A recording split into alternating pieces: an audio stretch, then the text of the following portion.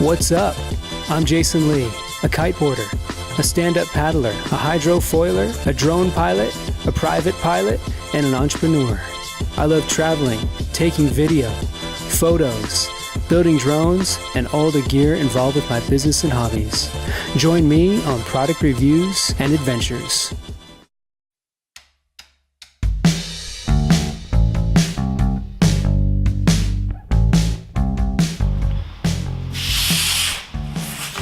So this is the Hypernutt 4-in-1. This is the carbon version, so it's super light. And if I were to have one board and one board only, it would be this board. Why? It's because you can do anything with it. You can surf it, you can surf foil it, you can windsurf it, and you can windsurf foil it. So it's got pretty much everything you need for all those sports.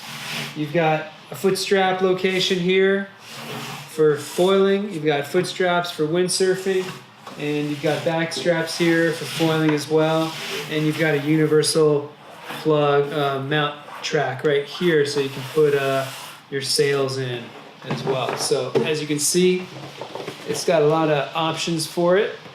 And the other side it's got your Tuttle location right in here and 4 spots for fins. It's got a nice channel in there for added speed and a little more bite. Some of the other boards that are kind of shaped like this, if they don't have those channels in there, it kind of feels like if you're going down a steep face, it kind of feels like you're sliding out. So this adds just a little bit more bite, so it has a little bit more versatility in all types of wave riding conditions. So it really shines in mushy surf. You get a lot of speed, but you can still take these type of boards into something that's a little more hollow and a little faster wave. So that's the cool thing about this board. It's versatile. So especially with the 4-in-1, when the waves are super small, you can just foil. When the waves are big, you just take your foil out and you can still have a great time on this board. So let's hear what John and Steve have to say about their 4-in-1 experience.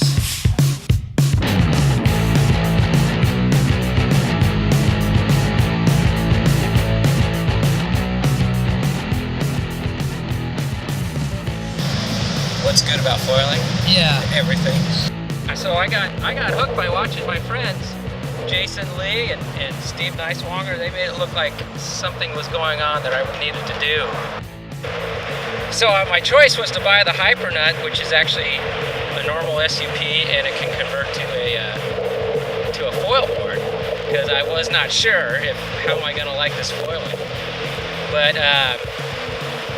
5 months later, it's all I want to do. It's hard, there's no doubt, it's hard to learn, but the rewards are magic.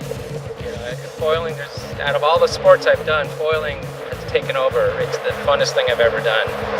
And I'm just scraping the beginning of it. I mean, who knows where it will go. It seems to be endless what you can do. Every day I learn a little bit more, I have a little more fun, and do a little something different. Just enjoying the heck out of it. I kind of went against the grain and just went out by myself one day. I decided to get used to the Hypernutt, which is a 7.4. I came from an 8.6 SUP to a 7.4 Hypernutt, so I jumped on the Hypernutt. So it's basically a good 12 solid sessions, and I was going down the line and staying on foil and having a great time. It's surprisingly a real fun board to surf. It was a lot more turny, a lot more skatey than what I was used to. Super fun board. And I was going, when I was first learning, I was going back and forth between the foil and the Hypernutt as an SUP quite often because it was so fun.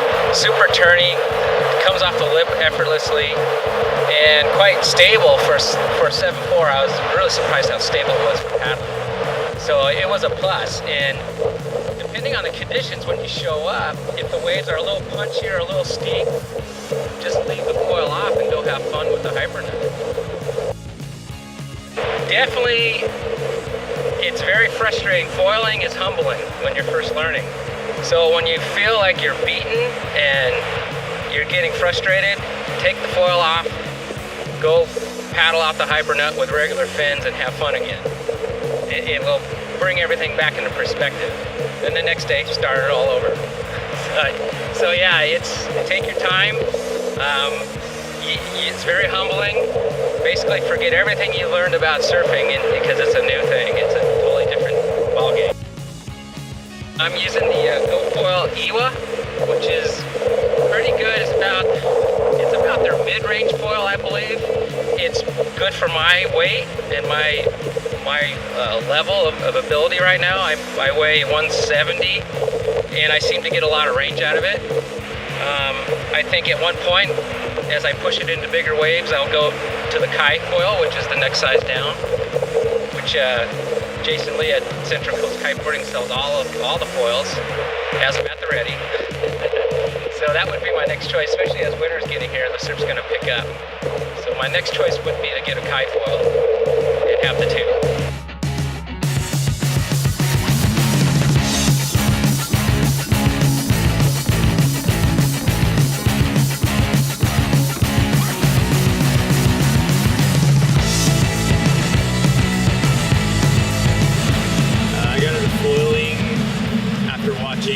America's Cup, and this is really interesting to me.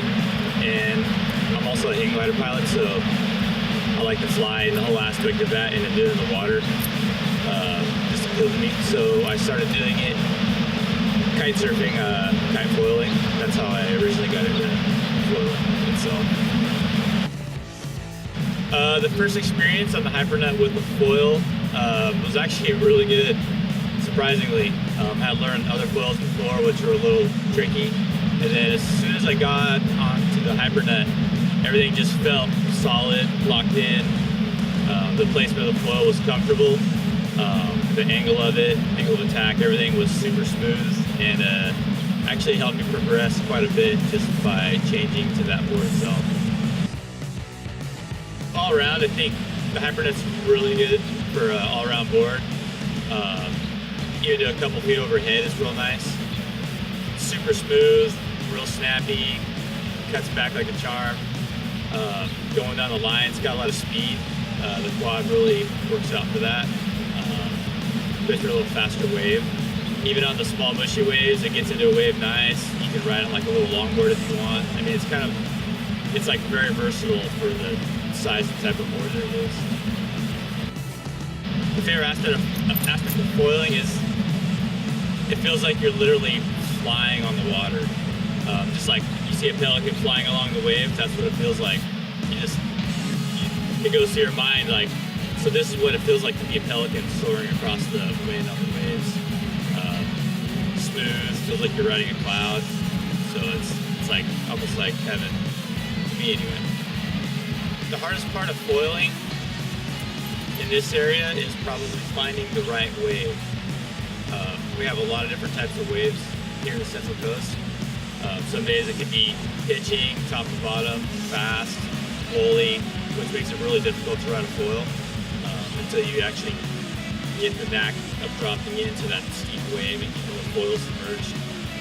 I've had a lot of tumbles, just going over the handlebars, hitting the water just because the foil comes out because the wave is so fast and steep here. So it's difficult to find the right wave in some places, and I've rode other places where the wave's really consistent, which is nice. But yeah, I think finding waves is probably one of the hardest aspects of getting out there to foil. The foil itself, the hardest aspect is probably finding the right balance of weight shifting your body. So originally I learned kiting, which helped out figure the foil out. Pulls you in the water, you're riding flat water surface, so you don't have to worry about going up and down. So you really get the hang of controlling the foil and learning how it works, how it lifts, how it reacts. But once you move to the surf, it's a whole different ballgame. But kite foiling definitely helped me a lot. The most memorable ride I've probably ever had is I actually hit a great white shark with my foil accidentally. I thought it was a piece of kelp swimming, and it was in the surf. and I tried to turn upwind, I would have missed him. And instead of falling in the water and turning around, I don't want to risk him thinking I was a piece of food. So anyways, I tried to actually go over the shark, thinking he was deep enough, but he actually was closer to the surface than I thought. And so I ran into the shark and fell over the top of him. And then he swam off unharmed. But I think that was the most memorable experience I've had foiling. For beginners, what I always recommend people that I've taught foiling and showed the sport is that there's all kinds of equipment out there. Be safe, of course, and what I've realized with people that I've actually taught them on my Hypernut as a regular surfboard. It's a 7.4, so it's real easy to paddle. You get into the wave early.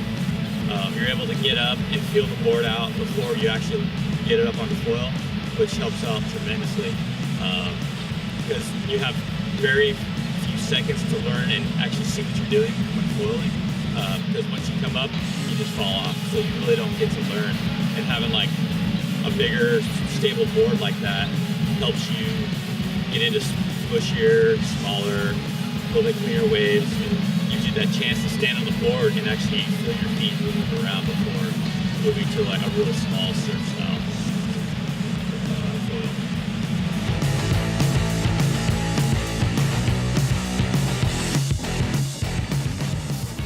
So is foiling all you want to do now? Yeah, it kind of ruined me, I think. Real big days when I don't take the foil out, I like to ride my Hypernut, just, throw in the quad, go out and get some nice bombs, and then if it calms down throughout the day or every other day I want to foil. Just the feeling of flying is what I've always loved as a kid, and then flying in the sky with a hang glider is just, I just brought it to the water basically.